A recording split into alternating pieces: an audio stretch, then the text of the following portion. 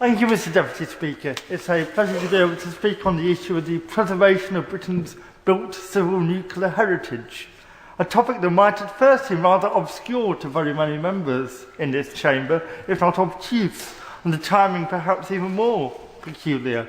But I must first of all declare an interest as a member of the 20th Century Society, which campaigns to preserve examples of the built modern architecture and to preserve it for future generations. And I'm not actually here to debate the merits or demerits of nuclear power. I'm sure we will have plenty of debates on that in the years and months and years to come. But rather, I would like to draw the government's attention to the fact that as the decommissioning process for nuclear power stations now is beginning, these buildings are coming to the end of their industrial usage, and we have to now consider whether we wish to preserve them for future generations. Now, there may be argument over whether or not these should be preserved. Those who are against nuclear power may wonder why they should wish to preserve a nuclear power station. Yet, if I may quote Tony Juniper of Friends of the Earth, who told the Sunday Times in 2006 that, and I quote, "We need to be reminded of the huge amounts of money they wasted, the radioactive legacy they left us. We should preserve these buildings as a monument to all that stupidity." Equally, there may be those of us who are more positive about nuclear energy, who perhaps think it still does have a role to play. And for us, it may be that we should be celebrating and protecting these examples of our world-leading role in developing civil nuclear power. So that is often forgotten, that we were at the forefront of developing the use of nuclear power for civil means. And just as Iron Bridge or the Pontysalot Viaduct are examples of Britain's greatness in the 17th and 18th century, so I would argue that Dounreay, Hinkley Point, Windscale, Sellafield are an example of our greatness in the 20th century, and we need to retain that sense of heritage. It is vital we have a debate about what we do with them, and in particular that we understand what their heritage value is. Because yes, they certainly do have architectural value, but they also have a quite separate heritage value.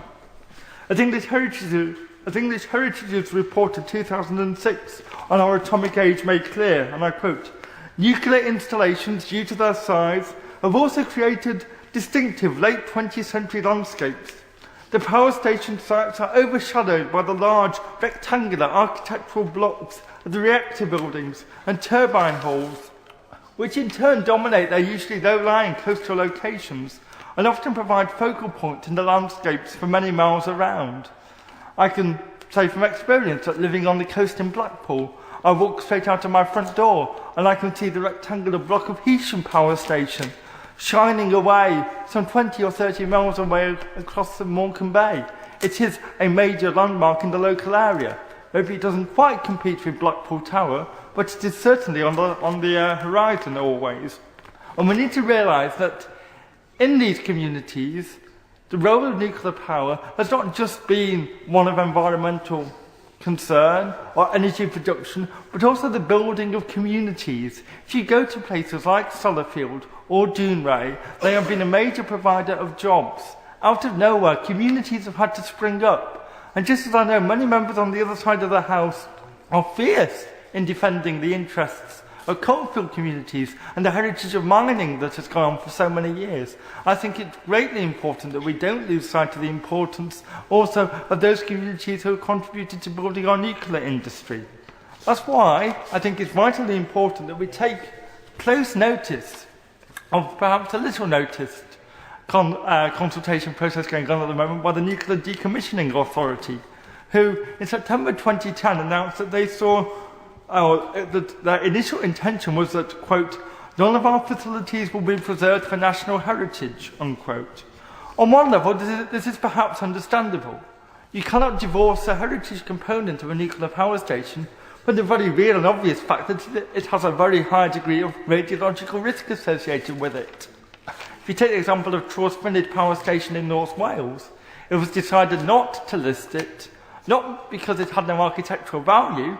Far from it, it was designed by Sir Basil Spence, who designed Coventry Cathedral, but rather that it was sitting on a toxic time bomb, and that the costs of preserving that toxic time bomb outweighed the architectural value. Conversely, Cadw, the Welsh Heritage Agency, did at least register the equally notable garden by Dame Sylvia Crow and associated landscaping that surrounded the power station.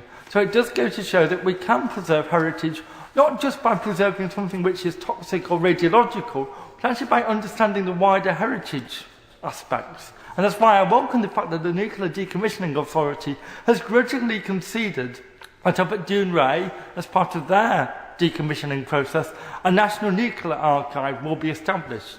But I urge both Dounreay and the Nuclear Decommissioning Authority to fully understand what it means by nuclear heritage and what they intend to retain in this archive. It must not just merely be photographs of the buildings, but an understanding of the lives of the people who built these power stations, made them a success, relied on them for their livelihoods.